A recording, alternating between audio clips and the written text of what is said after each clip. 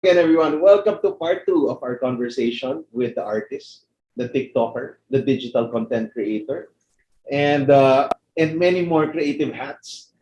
I am with my guest Neo here, who we talk about his journey as an artist. At ang ganda ng kwento. And I'm so excited for his future. Sabi ko nga sa last episode. But today, we'll talk about the practicality of Yes. this job. We call it a job now, di ba? Trabaho mo naman na ito, Neo, di ba? Hindi to side hustle, di ba? And I think one of the things that people think is that creating content is such an easy job. Uy, yan lang ginagawa mo? Oh, di ba? Oh. So now we want to talk about that because a lot of young people today, in fact, a lot of our listeners are 18 to 30 years old. Ang 70% ng listeners ng Act Like a Man, no? And 90% of them, 95% are male. So if you would see, we are in a demographic that's trying to find their way in life and in their career. And one of the very complaints na nare-receive ko, even sa church na mga prayer requests, I'm finding a new job because the old job was so hard. Parang sa akin, may trabaho bang madali? Di ba? Parang wala atang madali talaga. Huwag ka na magtrabaho. Oo. kaya maraming jobless kasi nahirapan nga sila. Di ba? And now, let's talk about this side of the world. The digital content creators like you. Yeah. You dish out good content, quality content. Right? Ito pa lang no? Yung setup mo pa lang. Ang layo na sa setup. Green screen yan. Basta. Yung green screen. Ang ganda naman ng green screen mo. Pahingi ng app na yan. And maybe share first the platforms that you have, what you're doing, and let's get to the nitty-gritty details afterwards. So, ano yung mga platforms mo ngayon? And how long have you been in those platforms? All right. Again, episode 2 na. Thank you so much, Pastor Dennis, for this. And platforms. Of course, I have my Facebook page and Instagram, YouTube. I used to do YouTube before. And now, kumbaga yung soul, kumbaga yung talagang full-on effort ko, yung binibuild ko talaga is TikTok. Alright. Yeah. And IG, mga selfie. So, marami mo mga babae nagla-like sa selfies. Check natin yung message request. Wow! Ako past na, nung may asawa na ako, there's no purpose to do selfies anymore. I got the girl of my dreams. Ayun naman. Wait lang. I need the purpose to stop doing selfies also. So guys, I will send the email of Neo after the, if you are interested, he's available. Pero Neo, you've been here for more in the creative arts, including college, more than a decade already. And how was it? How's the journey of being in the creatives? And I want you to speak specifically on a Asian-Filipino context. No? Kamusta ba yung journey? It was, for me, like what I shared sa previous episode, yun yung talaga gusto kong i-pursue. But sobrang big factor sa akin na nagkaroon ako ng courage and to just that heart na okay, I don't want to consider any job. I don't want to consider any career. Gusto ko dito lang. Because of the support ng parents ko. Because yung sa suporta talaga nila. Big factor talaga yun.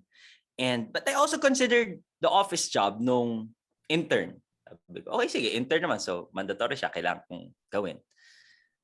Nag-intern ako sa isang publication sa may magazine siya. So, sabi ko, kasi I'm into the photography. So, photo shoots, ganyan. Baka matututo ako. Baka isasama ako sa shoot. 1 week, ako nagstay. Nakaupo lang ako sa desk. Nag-encode sa Excel. Malay ko sa Excel. Ang alam ko lang maglagay na kung ano-ano. So, parang yung mga codes na, hindi ko na naintindihan. I messaged my friend na nag-intern sa production sa isang channel and sabi niya, ito, sabi ko sa kanya, anong ginagawa mo? Sabi niya, ito palabas kami, may shoot, may interviewin kami, punta kaming event. Sabi ko, wow, kainggit naman. Next week gusto ko na dyan. So after a week pa lang, nagsabi na ako sa HR noon. Sir, I think I need to leave po. So, pinayagan naman ako, and then the next Monday, doon na ako pumasok sa kasama yung friend ko.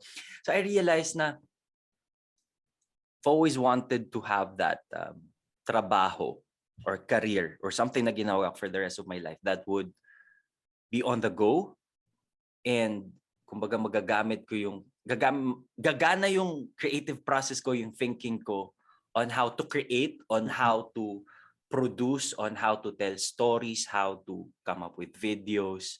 Kumbaga ganun, hindi lang siya naka-enclose sa isang desk or sa office.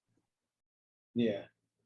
And I think dati kasi, and I think it's people and parents are more open now compared dati, Pastor, na syempre ang accepted jobs lang dati kailangan yung white collar or kailangan ganito ka, kailangan doktor ka, kailangan arkitekto ka, kailangan nurse ka, kailangan ganito ka kasi dito lang tayo aahon, dito lang tayo. Yan yung makakapagbigay ng mga ganong feature sa'yo.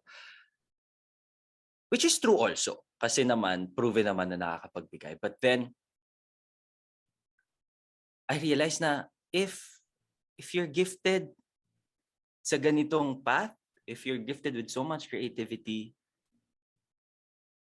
sino tayo para hadlangan yon? And I feel like God would use that mightily because siya yung nagbigay nun sa'yo. So, kaya isa rin ako sa mga tao talagang nag-a-advocate. Wow, advocate. Talagang nagpo-push to pursue your dreams kung gusto mo talaga, and if you're gifted and if you're skilled, kung nandun talaga yung puso at passion mo, you're equipped, by all means go. Mahirap, yes. Mahirap yan. But like what you said, anong trabaho ang hindi mahirap, Pastor Dennis? Anong trabaho ang hindi ka magsastruggle? Pati dito nagsastruggle din naman ako. Mga content creators and creatives. Naalala ko niyo when I wanted to be a pastor. That was it was a tough pill to swallow for my parents. Kasi nga, kung creative arts, walang pera, paano pa magpapastor? Yeah. So, it was actually in the lower rank of society in terms of finances. Pero higher sa heaven points. Sana, no?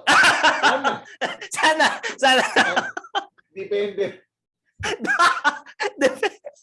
Depende pag pinapatulog ng mga tao. But I realized there will come a point in your adult life when you really have to make that decision. Are you going to live out the dreams of your parents, or are you going to live out the call of God for your life? Yeah. Diba? And that was something I knew when I entered into this. It's not gonna make me rich like my brothers who are all in business. I knew, I signed up for this. Parang ganito talaga eh. Pero alam ko, anong pinasukan ko. And I have to take that. Yet at the same time, I also trust that God was going to provide for me, even if this is the path that I choose. And God has been faithful. No, and God has provided naman. Of course, not like my brothers, again, who are in business. But of course, they have also the greater risk of losing millions of money compared to me, right? I might not lose those kinds of money. Parang sa buhay, same. Almost, whether you're in business, you're in entertainment, or you're in a pastoral calling, vocation, there are risks that you take. Exactly. It's what you signed up for. Diba? And we just have to accept that. Diba? Na ganyan talaga ang buhay. Pinili mo yan eh. Diba? Sa'yo, pinili mo to. Alam mo rin naman to eh. Diba? Alam mong mahabang journey to. Tulad ng isang nagne-negosyo, mahaba din yung journey naman niya bago siya maging milyonaryo. Ganon din sa artista, sa director, pati sa isang pastor. Exactly. It takes a long time to get there, and there's a lot of hard work that is involved. Diba? So, Neo, bilang as a content creator, what are the, housework, diba? Parang how hard is it to become a digital creator, content creator? I remember, nagtanong yung friend ko sa IG story niya, parang sabi niya, kamusta yung creative juices nyo? Nasi-schedule nyo ba? Or hinahayaan nyo lang mag-flow? Nag-reply ako. Sabi ko, art is a discipline. Pero, ang creativity hindi mo madidisiplina. Oh, ang lalim nun, sabi ko sa kanya. But like thinking about it, pag ako kasi hindi naka-schedule yung creative juices, hindi naka-schedule yung okay, by 9 o'clock may maiisip akong magandang content, by 10 o'clock ganto ganyan.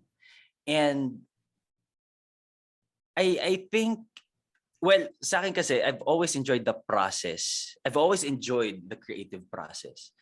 From just having an idea and then i-develop yun and then to actually i-execute hanggang sa ipapakita na rin siya. But when it comes to content creation, the struggle is real, lalo na pag wala ka ring mapiga. May times na talaga nag-uumapaw, Pastor. Nag-uumapaw yung ideas mo, sunod-sunod. And talagang, game. May gano'n, on fire ka rin eh. May times na gano'n, on fire ka sa content creation. Then may times na, anong gagawin ko? Anong content? Anong susunod? Na-share ko na to So ulitin ko na lang, rephrase ko na lang, ganun ba? Ano na mangyayari? So may ganong struggle din po talaga. And syempre, people would expect you to level up. Kasi, sino ba nagsabi? Hindi ko lang kung kanino ko siya narinig. I think, ito, isa director na nag-workshop sa amin nag-workshop sa akin ng acting, and it also applies din siguro sa ginagawa ko ngayon. Sinabi niya na parang, you're only as good as your last movie, sabi niya. So sabi ko, naisip ko tuloy na, I'm only as good as my last TikTok video or parang sa last content na nagawa ko. But ayoko naman ding i-label ako noon because I know naman na parang, what I did there was good and I can come up with good ideas still. But it's just something na just keep in mind na to always level up, to always take a step up na kinaya mo yan. So syempre, just build on that. And by the grace of God, talagang dumadating din talaga yung times. Kaya ngayon pag may biglang pumapasok sa isip ko na idea, I write it down. Kasi pag pinagpasandali ko pa yun, nawawala eh. Nawawala yung train of thought, nawawala yung ano. So I just find time to shoot all of that, to write kung anong kailangang content na isulat. Basta nililista ko lang and it helps me at times na sobrang wala. Walang mapiga. Kasi kumbaga nakabangko ka. Nagbangko ka ng videos, nagbangko ka ng ideas. It's just a matter of finding time and the energy to do it also. Kasi nakapagod din siya. Parang ang tingin lang ng iba, sasabi magva-vlog na lang ako. Uy, nakapagod din guys. Nakapagod Nakaka-burn out kasi nga puso mo yung binibigay dito. Di ba, Pastor? Na parang sarili mo yung binibigay mo. Hindi yung skill. Well, skills, yes. Pero like, I'm comparing it, yung contrast niya siguro sa office job na parang you have this 9 to 5 working hours na you just, dun mo lang binibigay sarili. But like content creation, wala siyang schedule. And every content that you put out, a piece of you or a part of you, binibigay mo dun. Kaya ang sakit minsan pag may comments na ganto, ganyan, na parang hindi naman binabash pero may pinupuna dun sa ginawa mo because aray, that's me. Parang I gave my heart dun sa project at video na yan. So how do you react to bashers? For sure may nag-bash na sa'yo. Bala ka dyan. Ginagano ko sila. Hindi. Pero sa loob, like how do you really, I say that also, di ba? Lahat naman ng content mo, kahit kano kaganda, may magsasabing, mali. Yeah. Engot ka, ganyan. Lalo sa TikTok, di ba? Parang, sinabi ko ba yun? Parang wala naman ako sinabi. Diba? Oo, parang, tapos, ginago niya yung kwento. Tapos sasabihin parang, di ikaw na. Ikaw na lang gumawa. So how do you deal with it? Kasi some people, Neo, like this week may narinig ako, her channel was gaining traction and then there was a basher. She wasn't used to it and she felt like she was now not ready because her content was going out of the walls of her house and going into somebody else. Parang she's in a way na ano na. Oo, lumabas ka na sa circle of friends mo. Mhm. But then she couldn't take the attack. Ako, na-feel ko yun, yung mga nag-vlog pa. Writing pa lang nun, ha? Di ba? Pag may mga ganun, parang, napaproud ako na, wow, I did it. May basher na ako. Pero, at the same time, Aray. sinura niya ako. Sinura niya ako. Oo, parang Nilalagay kapal na niya mukha ako. mo, ha? Kapal na mukha mo. Ako talaga, bakit? Yeah. Di ba? So, how do you deal with it? Pastor, alam mo, darating din talaga yung point na, or kahit actually hindi darating yung point na masasanay ka. Kahit sabihin mo, ang dami nang nag-bash sa'yo, sanay na ako dyan. No eh. Because, in a way or two, madadaplisan at madadaplisan ka doon. And, isa sa mga nakatulong sa akin was the advice of my friend na on how he deals with bashing. Kasi kung ako lang, minsan nagre-retaliate ako, pastor, or parang pag ganun lang ng konti sa comment, pag ganun. Tapos, may isang comment, may one time, may ginawa akong video, then nag-comment siya na, may comment siya something, kalimutan ko na, nag-reply ako na parang, happy ka? Gumano lang. Tapos, then, ano yung emoji na tumatawa? So parang, gusto ko lang anuhin na, akala mo hindi ko nababasa. Halika, papitik lang ng konti. Pero may ganun sa akin na parang gusto kong, ang sinabi ng friend ko, was, nagulat ako actually, kasi sabi niya, understanding. Sabi ko, ha? Bakit? Sabi niya, minsan, kasi content creator din to eh. So he would get a lot of criticisms also. Bashing, sabi niya. Malay ko ba, baka may pinagdadaanan yung taong yan nung nag-comment, tapos hindi nila nagustuhan ng slight yung, wala namang mali sa sinabi ko, pero baka hindi nila nagustuhan yung delivery, ganyan, kaya nag-comment siya ng ganyan. So, that's not on me. Pero ano na niya yun? Kasi may pinagdadaanan siya. So, that kind of, tawag doon na, natauhan ako ng konti na, people would bash you not because they hate you, or baka wala ka naman talagang ginawa, or baka bad day lang talaga sila. But personally, if ganyan, I would sometimes just block. Pag nagla-live ako, pastor, minsan, ito, pag yung mga comments nila, pa-shoutout po si ganito, and then ibang spelling pala, but like, yung ibang words, yung mga masasamang words, yung mga inaano nila. Then ikaw babasahin mo kasi akala mo pangalan. Sabi ko, shout out like kay sige, ikaw iba-block talaga kita, live report kita. Yan. And then talagang nire-report sila live. Then I would support it by, see guys, that's what happens when, a platform is given to just anyone. Kumbaga yung sense of responsibility, wala doon. Na parang meron silang sandata, winawagayway lang nila kung sino yung matamaan, bahala na. And yeah, yun lang sa akin, pastor, na nakatulong yung sinabi ng friend ko na understanding. And sometimes, kailangan mong i-block. Block mo na. Yeah, sa akin nakatulong pag may ganyan. Yung hindi nag-a-agree. Lalo na when TikTok, di ba? When the TikTok also started growing, some people were like, parang hindi naman yun yung sinabi ko, pero they make up a new story about it. Well, akala ng madla na una-una anak daw ako ni Henry C. So, natawa so,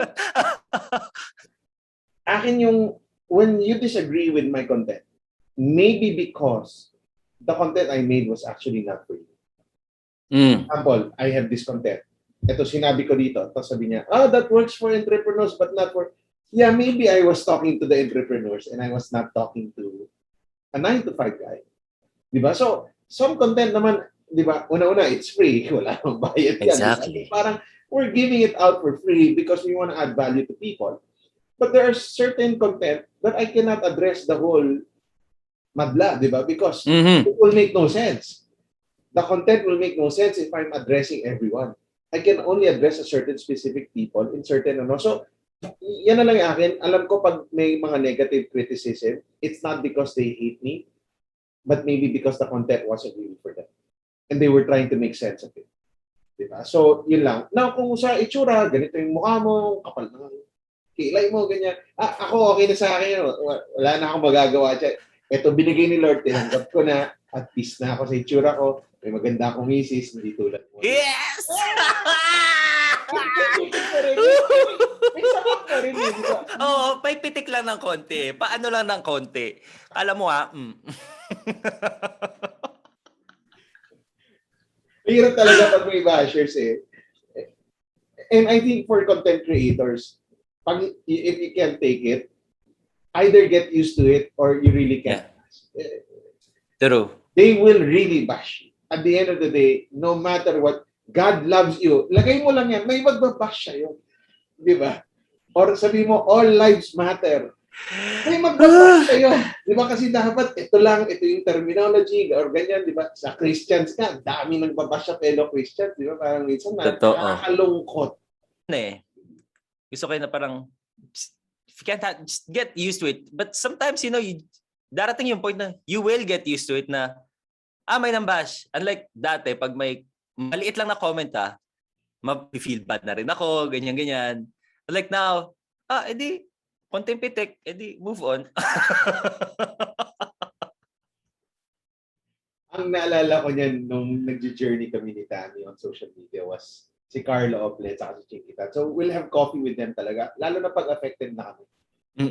Si Carlo Oplet would always say, guys, you made it. Don't understand?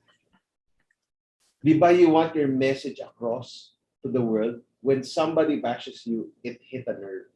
Because we weren't doing content for the money. We're pastors. We don't earn anything from the content. We're there to spread the message that we feel like is a good message. And if it hits somebody, whether in a good or a bad way, it means it's hitting a nerve.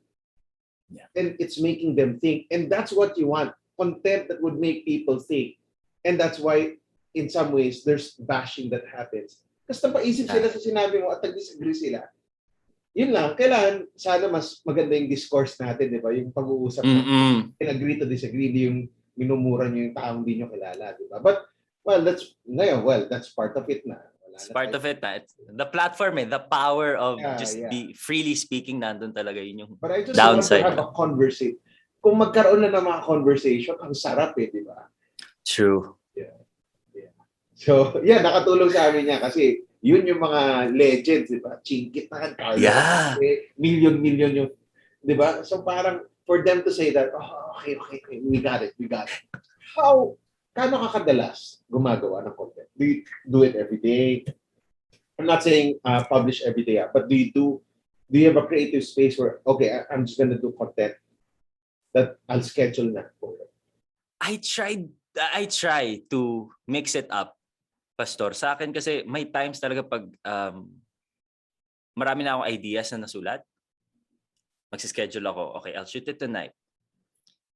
Then minsan yung na-schedule ko na yun is parang wala sa mood or parang wala masyadong lumabas. But I would still push through. Minsan yun yung problem, yun yung thing sa akin na kailangan ko lang i-push through. Then alam mo yung parang may ready naman umagos kaso may nakabara lang ng konti. And that, for me, minsan nagpapadala ko dun sa nakabarang konti. Tatama rin ako. Ayoko na, sige. Bukas na lang or next week na lang. Wala na naman sa algorithm this week. So, sige, next week na lang. But yeah, I just, kumbaga sa working out, kailangan mo lang mag-warm up para talaga kayanin ng muscles mo yung load na ipuput on sa kanya. Same with content creation and shooting and magsischedule. I just need to get through that warm-up phase na magsiset up, magsusulat, and then preparing for it. Kasi madalas, pag lampas na ako doon, alam mo yung kahit hindi ko nasulat yung content, ideas will just flow in. And, sige, isa pa, shoot ko na lang, bangko ko na lang ulit. And uploading naman ako, depende minsan din. Pag maraming bangko, minsan nga sinusunod-sunod ko. 2 isang araw pag gusto ko lang mag-upload. But every other day is fine. Kasi here's what I like about TikTok na hindi siya naka-vary nga rin. Nung akala natin nung una, di ba, pag sa followers mo, doon magva-vary yung views. Ngayon, if you just produce good content and maganda yung interaction with the audience, with your viewers, yun din yung i-boost eh. So, you get rewarded. Exactly. Yun yung it's not about the followers, it's creating good content. And it challenges us to really create good content. Yeah, and that's what I love no. When I started, I know you do a lot of research. Sure ako dyan. Nagre-research ka, mga YouTube, mga ganyan, di ba? Correct. But you know what I see even with some of the creators that I follow? Oh, may view siya 200,000, 3,000, 1,000, 100,000, 1 million, 2,000. Iba-iba, no? Oo, di ba parang, pero alam mo, na-notice ko doon, may life lesson nga ako doon, nakita ko. Just keep creating. Don't go for if you start focusing on the numbers and the millions, you want the millions. Parang, 100,000 lang, parang gano'n. If you start playing that game, you lose the fire. Di ba? Yung maano ka na, matatakot ka na gumawa ng content. Nabasa ko yung kay Eat, Pray, Love when she made that book. It was such a success, di ba? That it was turned into a movie. She stopped writing because she was afraid that the next one won't be as good as Eat, Pray, Love. Then she went over the hump and just started writing without thinking about the success of the past. That's when she was able to publish her next book, which actually did not do as well as Eat, Pray, Love. Pero for her, my creative juices once again flowed because yung brain ko, natanggal niya na yung perception na dapat mas maganda to sa Eat, Pray, Love. Yeah. Rather, I just need to continually create content. Love that. Yung talagang tuloy-tuloy lang. Because minsan kasi, ang gusto natin din, yun nga, level up, yes. We always, progress and all. But sometimes, progressing can also mean kahit walang masyadong balik, like with the views. Yeah. Just keep on doing it because by doing so, you get, ito, na ano ko rin kasi ito, Pastor, na thinking na, ganito lang. Last video ko, nasa 500, let's say, 500,000 views. Tapos yung sumunod, nasa 2,000 lang. Na, ayoko na. Parang nakakawalang gana mag-upload, nakakawalang gana mag-create. Kasi parang, ba't walang ganon, ganyan. Parang, dito talagang ginanon sa akin ni Lord na parang, just be faithful with what you have. Do what you can do now. Anong kaya mong gawin mo ngayon. Because kasi for sure may matututunan ka rin sa process na yon. And sa paggawa mo, who knows, isa din sa mga gawa mo din talaga is yun din yung mabuboost and magsusor. Yeah, so stop comparing talaga with others. True. Hirap pag nagko-compare ka. Ba't ganito na yung followers niya? Sa akin, ganito lang. Di ba? But wala, ganun talaga ang buhay. Hindi lahat. But again, consistently showing up, which you do, by the way. That's why I appreciate your work. Because you consistently show up and publish Thank you, Pastor. And it pushes people like me, whose main job is not to be a digital content creator, to continually also, I need to produce a content. Like itong Aklag Kaman, binubuhay ko lang ulit, no? Because nga it's not my daily job, but I know this helps a lot of when I get emails, I get messages especially from men. It encourages me to do more like this, no? And for sure, like this episode, may mga content creators and want to be content creators might be listening to this, and this might be the push that they need, hearing from you. No? So follow nyo ang friend kong si Neo. Hey! Yan, para i-like nyo rin, syempre. At saka i-share nyo yung mga content. And really thankful for your life, Neo, and for the motivation that you gave us today. That it requires a lot of hard work to do digital content. Any last encouragement sa mga nakikinig na gusto mag-digital? Sabihin na natin na sa kindergarten pa lang sila ng digital content creating. Anong gusto mong sabihin sa atin? We always want to, we have that vision eh. Diba? Gusto natin ganito yung magiging natin, content natin and yung mga nilolook up natin content creators, gusto natin ganito ipeg agad. But then, since nasa kindergarten pa lang tayo, we get so discouraged because, yes, let's say ako may setup akong ganito, may ganyang, may pailaw, may camera, and then talagang sobra ding effort pag put out ng content. But it's putting yourself back and reminding yourself na, again, you be faithful with what you have. Ano lang meron ako ngayon? And ang importante is how can you share your life? How can you use your experience, your thoughts, your learnings, your challenges? How can you use all of those to add value to people? And sometimes when I get so overwhelmed with technicalities na, hindi maganda yung lighting ko, kailangan baguhin ko yung lighting. Parang, okay, aside from that, how can I be of value to people? And I guess that's more important. Yun yung heart ng content mo is, how can you add value? How can people relate to you? How can they learn? Anong pwedeng mong maidagdag sa kanila? And that's my message. If you wanna go for it. Huwag mo isipin mo na yung mga ganyang